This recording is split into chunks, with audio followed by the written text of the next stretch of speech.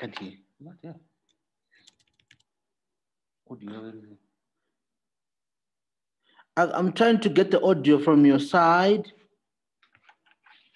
Let me check his audio. Would you mind checking your audio, Prof? Yeah, can you hear me?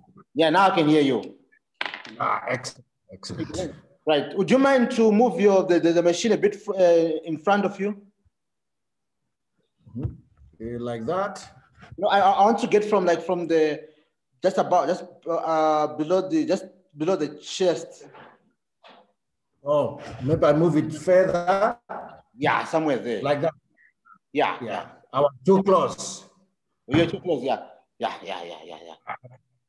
Thank you very much, Prof. And the compliments of we see also what's behind me. It's okay. It's okay. It's okay. It's nature. That's right.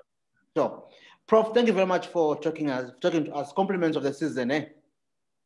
Thank you. Thank you very much. We are in the second wave of the pandemic. Maybe let's just get started. Prof, the country will be getting the vaccine, definitely. Share with us from the Treasury perspective, how much has government put aside to deal with the vaccine in the fight against COVID-19? We've put aside a minimum of $100 million US dollars equivalent for the vaccine. And the way we have calculated it is this way, that we're assuming that the average cost of the vaccine is about $5 US a shot. So times 2, each person gets 2 shots.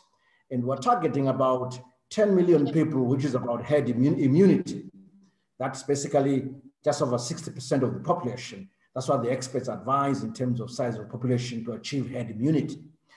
So we have adequate resources. We mobilize adequate resources in the budget to the tune of $100 million US dollars equivalent to be able to meet the cost of the vaccine. But of course, we stand ready to go higher if there's need to go to 2/3 of the population, which is 12 million people. Again, I can assure you, we'll stretch our budgets and be able to make sure that 2/3 of Zimbabweans who need to be vaccinated will get the vaccine. But you know what, Ncube, that is not to say that we don't need extra resources. The fact that we're taking the lead as government, as we should, it is our job. We still need support from our partners. We need support from the private sector. We're in conversation with the private sector for them to lend support in bolstering our resources so that it can be a truly shared national project in terms of acquisition of the vaccine. Would you mind to share with us where the country is getting the vaccine? Like, who are you negotiating with? Oh, we remain open. All options are on the table. We are having conversations around the COVAX initiative, around the AU initiative, which is sourced 270 million shots of vaccines or doses for the whole continent, and our share in there will be part of that. We're also having conversations with China. We're having conversations with India. We're having conversations with Russia. So we'll spread our net wide because we do realize that whoever we go to, they'll never supply us with enough doses. We need to rely on other partners to add to what is required, or whatever they will have supplied. We know we'll fall short if we focus on one supplier. We need to talk to several suppliers so that we have adequate vaccine to give everyone a shot on the arms. Would you mind probably to give us, already people, some countries have paid a deposit to the COVAX facility. How much has Zimbabwe put in the COVAX facility? Oh no, the way the COVAX facility is working is that Gavi and other partners, and we thank them for this, they are supporting developing countries to access the vaccine. So it is our hope then that once we finalized, we'll also be supported in that way, that we don't have to put in the deposit to cover the first 20% of the population. But obviously beyond that, then we have to outlay resources for that. But for the COVAX facility, really the idea is to fall under the umbrella covered by Gavi. And we thank Gavi for that. They've been very generous to Zimbabwe over the years, and we really thank them for the support that they've given us.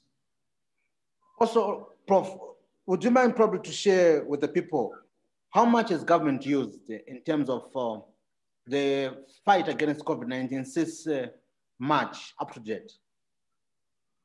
Oh, since last year, we've used about 25 billion Zimbabwe dollars. And it's been spread right across different aspects, namely to cover the allowances for risk workers, those who are at risk, those are in the front line, in the health sector, but also in other sectors that have supported the prevention and the lockdown process of the exercise. It has covered the upgrade of facilities, health facilities. It has covered also the procurement of various material, drugs, PPE, all manner of things that we've needed to fight this pandemic. So in the last year, we spent about 25 billion Zimbabwe dollars worth of budget. Where are we getting the money in terms of for the vaccine? Is it from the budget or it's from other sources? Would you mind to share? Yeah, it is from the budget. We have enough budget to cover what I explained earlier. We do have the equivalent of the $100 million US equivalent in our budget to be able to cover the cost of acquiring the vaccine. And also we read in the social media or some online sites indicated that Zimbabwe received around 45 million from the Global Fund and other international sources. Would you mind to share how much has the country received from the global community in response to the COVID-19 pandemic? Oh, in the course of 2020, the global community pledged about 200 million US dollars worth of support. But in terms of what was actually deployed in Zimbabwe, is less than half of that. I must say that not all of it has been deployed. And the way it's been happening is that the partners who pledge resources are deploying these resources directly themselves, and we've allowed them to do so. These resources do not come through the national budget. They are not part of the national budget, but we've allowed some of them are deploying it through UNOPS, United Nations structures, and other development partners. We've allowed this. We think that it works well as long as our citizens get to be targeted and they receive these resources. It is okay, it is in order. So we're not in charge of the deployment of those resources. They are, but then we also appreciate these resources. Prof, more importantly, the second wave has hit the country so hard. Share with us probably to what extent will it affect the economic recovery? You had put in a very positive outlook for 2021, and before the second wave had hit the country. To what extent do you think it has hit the prospect of the recovery of the country? Or we'll make a better assessment in the next few months. It's too early to say, but we still remain bullish, we remain positive about recovery. Remember, we're coming from a low base. We've had 2 years of negative economic growth in 2019, in 2020. This is basically a recovery story, plus durable growth going forward. So we still feel that the economy is on the up, and also the economy is still open, it is operating. In terms of lockdown that we put in place as government, the economy, the bulk of the economy is operating, factories are open. Of course, I'm aware that the restaurant industry is not enjoying the long hours that it ought to enjoy because of the curfew arrangements, which are necessary. By the way, also aware that in terms of the informal sector, there's restrictions in terms of their operations. And again, this is necessary to make sure that we can all social distance and reduce the potential for spreading the virus. The tourism sector is also affected, but even with all of that, we think that really the economy is still on the upside, there's recovery. And we take a cue from what happened in the second half of the year after the lockdown for last year, that we could see that the economy continued to perform even during the lockdown. One of the effects of the lockdown is that it obviously cuts out imports into Zimbabwe, which are competing with local products. So they get an automatic protection. And then you find that the companies therefore are, their volumes are up. They sold more than they ever did in the last few years. If you look at the cement companies, companies like Lafarge, for example, I just have to mention a company. I hope they don't mind me mentioning them, but their volumes were up in terms of cement production.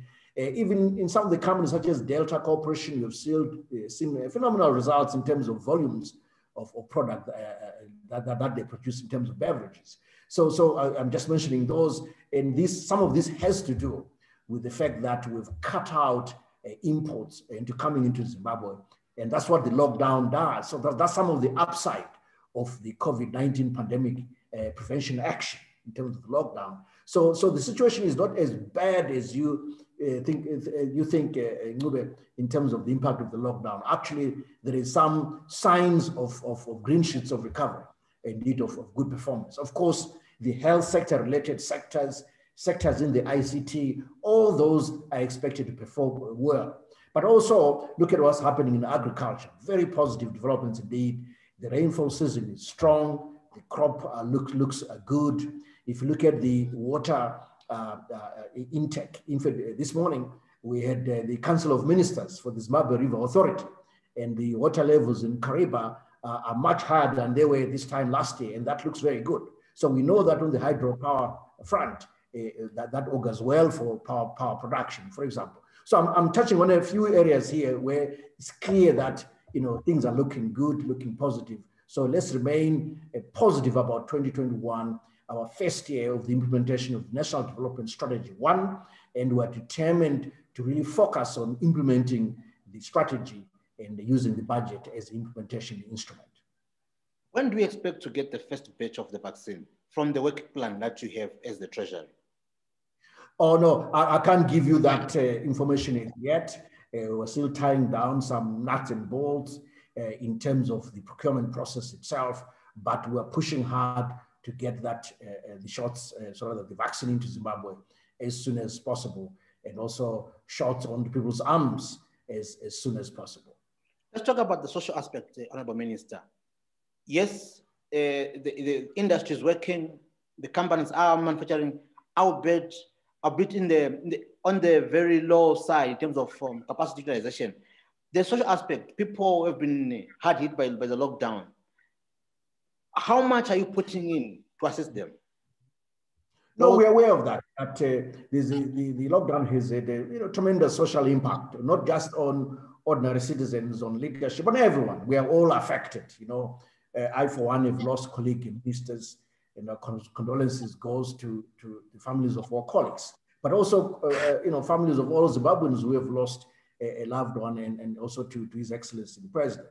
So the impact is countrywide, it is societal wide, but I think for what we are asking for the special group of vulnerable citizens, we have the cash transfer in place in terms of financial support, and we've expanded our cash transfers into the urban sector for the first time since independence, and I think we've got a decent coverage. We're going to continue to expand in addition to what we're already doing in the rural areas. So we've added the urban sector. So we're aware that as the SME sector is under pressure right now under this lockdown, they need support.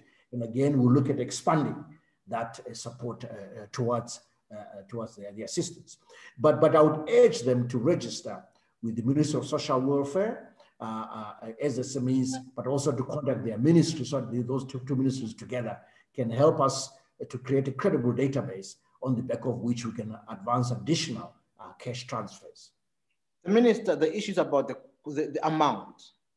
Do you think the amount that they're getting is viable enough to take them going through the lockdown?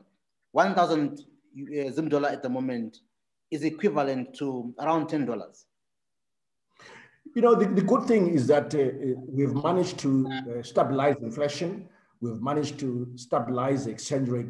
The macroeconomic environment is stable. So one Zimbabwe dollar, 1,000 Zimbabwe dollars goes much further than it used to. At least its value and value preservation is more predictable.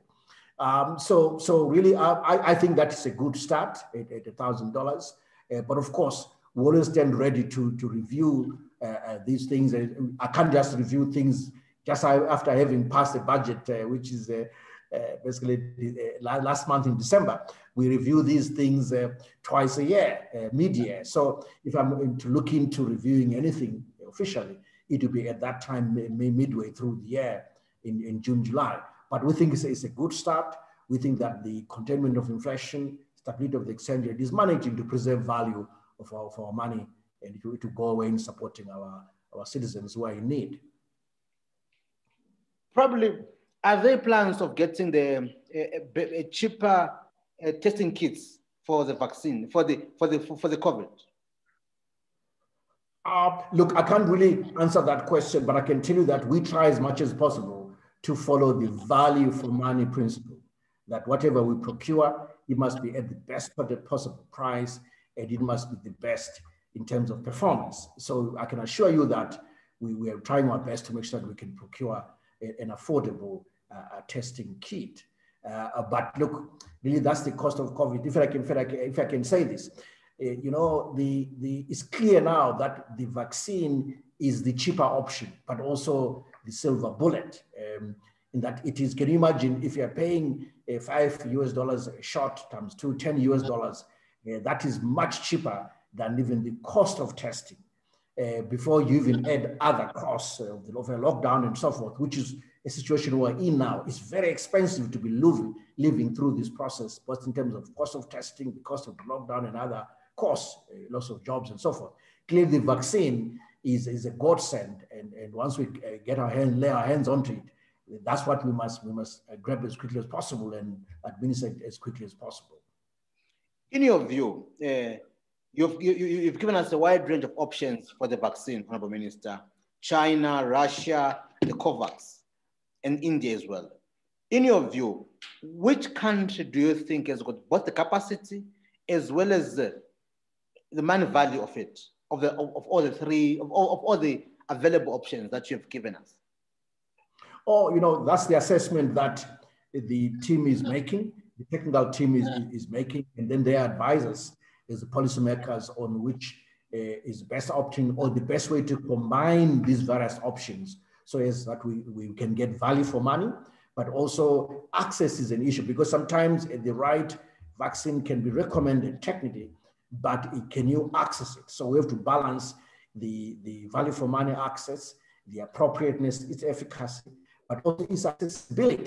So all those are considerations that we weigh as we try to come up with the optimal portfolio of vaccines that we should acquire.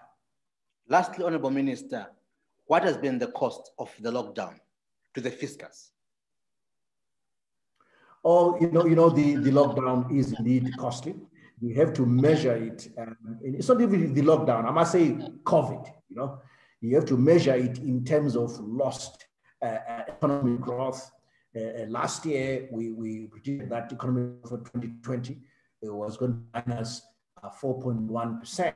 Of course, that included the effect of drought, the climate change effect. So looking at that, we're looking at easily having lost about 2.5% rate of growth just from COVID alone, and the remainder being explained by the impact of climate change. So about half and half has been the cost in terms of last year's growth. But as I say, that there are also ameliorating factors. The fact that, for instance, the health sector related sectors do well, ICT do well, but also the positive impact of locking down borders, cutting out imports, that supports an import substitution initiative. And there are other positive factors which ameliorate or dampen the negative impact of the COVID-19 pandemic. Prof. Ncube, thank you very much for your time. We really appreciate for being available to talk to us. Thank you very much. Have a good evening. Very good, thank you. Thank you very much.